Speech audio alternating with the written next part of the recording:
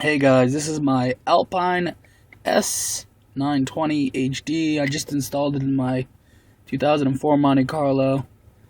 I went with this deck for many reasons. I didn't really like the Pioneer units right now. Eclipse is gone. I never really liked the Kenwood styles, although the Kenwood currently probably is really the best deck as far as touchscreen, responsiveness, features, and just brand name. But really, I liked this Alpine unit. Now when I bought it, I didn't know they took out their backbone.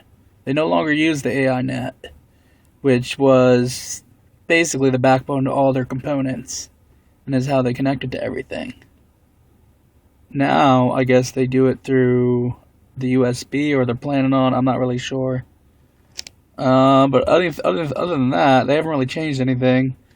The wiring is still the same. You still got to get the T7, or there's another unit you can get, because you can't just ground the wires. They have to alternate between brake, emergency brake, or something like that, really. I don't even actually know how to hook it up or do the sequence. But I got this unit. It was about $35. I picked it up at a local shop for that. The other unit, which is supposed to be better, is a little bit more. Can be found on eBay about $35, maybe. But anyway, so moving on. Here's your basic audio screen. You got your radio, disc, USB. It comes with a USB extension, so you can run it to your center console or whatever. That's how I ran mine, at least. It's got full Pandora support, which is really nice. You can do it through iPhone, Android, or any other whatever has Pandora. The Bluetooth is, I believe, the latest Bluetooth, so it's completely up to date. Connected my phone, it was the easiest deck I've ever done. I literally just went into my phone and paired it, and the screen popped up on the deck, and it auto-paired, no code. It shared the info, and it actually picked up all my contact info. My phone just asked me, would you like to share this info? It's requesting it. Very simple. And as far as the touchscreen on this one, it's a little more fingernail-y, you gotta use your fingernail a little bit more. But I really like it. It works out real good for me. If you got a bit of a fatter finger, try to rely on your fingernail a little bit more, because it's just, otherwise you're just putting too much pressure on. You can't really do it while focusing while driving. The macro buttons are really nice. The only difference between this unit and I believe it's called the Z930HD, something like that, it's got an 8-inch screen. It does not have a knob or the macro buttons. It still has the favorite screen, which is that button right there. I haven't set it up yet. I'll go over that in a minute. But the only difference is it's got an 8-inch screen. It requires to be offset and pushed out of your deck. They do make a universal kit, although it does not fit most cars. In fact, it would require some modding in my dash, as you can see, because mine's very deep. So I decided not to get it. But Alpine sells a, I believe it's $35. I found it, and it's just a little bracket that sits on the face here that protrudes and just basically gives it another shroud to sit in, which would be nice in like a Nissan or another kind of car. But for this car, it didn't really work out because of how it's recessed. So I decided to just go with its little brother, the 920, which is the same software, it seems. Which, it's pretty nice software. It's a little clunky, not as nice as the layout in Alpine or Pioneers. But I really like it. I didn't set up on auxiliaries or backup cameras. But you can do straight Bluetooth audio as well, which is pretty good considering since it's got the latest Bluetooth. I haven't actually hooked up my amps yet, so you can't hear anything. So that's probably why you're wondering why you're not hearing anything. That's why. There's actually a screen off button here, it looks like, so you can just turn off the screen. That's nice. Back to radio. And then you just hit your macro button, you can go back to your phone, your audio. It's real nice actually while you're driving. I like having the knob. I used to have the Z130 from Pioneer, and the buttons were annoying. The fact that they weren't real buttons annoyed me. They were very small. You got to pay attention when you hit them. So anyways, moving on. You got your my favorites, and you can read this. Basically just telling you a little bit of info, how to do it. You can press the start press start to set up a new user, or you can skip this. Press and hold my favorites button to manually toggle between your users. So if you're just driving, you can actually just hold that button down and it should pop up if it's set up, you know, your different users. I don't have it set up yet though, but I'm just gonna skip this because nobody else uses my car. I haven't really looked at how to use this, but basically what this is it's a portal.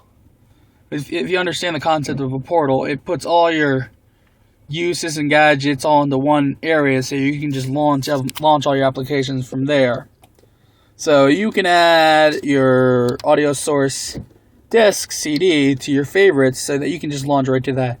And it looks like it's got FM presets 1, gas station, so you can just quickly look at all the close gas stations based on your GPS. We'll get a little bit more into the GPS in a minute. But then you got your FM. Is that you edit them? I don't want to do that right now. If I had a camera, I could put camera. I don't know what that does. Something to do with setting up a car. I don't really mess with any of that. So yeah, that's the favorites portal. And you can add stuff to that. I believe you can fit 6 icons onto that screen. So those icons get smaller, and I believe it gets up to 6 or maybe even 9. And then finally we got the navigation. Now, at first, I didn't really like the navigation. It looked really cheap. But as I drove around and used it and saw all the features, I really liked it. It's decently snappy. Still, the touchscreen makes it a little hard. But you gotta use your fingernail and it works fine. And that's where I live. That's right where I'm at. That's just showing me where I'm at.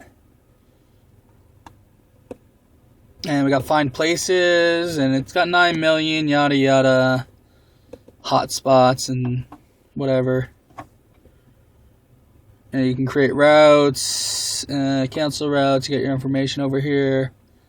Picture viewer, trip monitor, GPS info. Where am I? I don't know, just some gadgets. You can get to some of these other things from small buttons that are on the main screen. And you can get out of this area by just hitting this button and going back. So I can just look where I'm at by just hitting this button, like I just showed you how I got to it from there. I can also hit it from here. There's help nearby, so I can look for places nearby, which is pretty nice. I don't really see anything like that in any other GPSs. I don't think Garmin has anything like that. Not that I'm familiar with. It also, they're supposedly making a big deal out of it. Pioneers had it for a bit, I think. But the split screen, I think Kenwood did it last year too, even. It's pretty nice. So I can just split my screen and I can have my GPS, or I can have my media.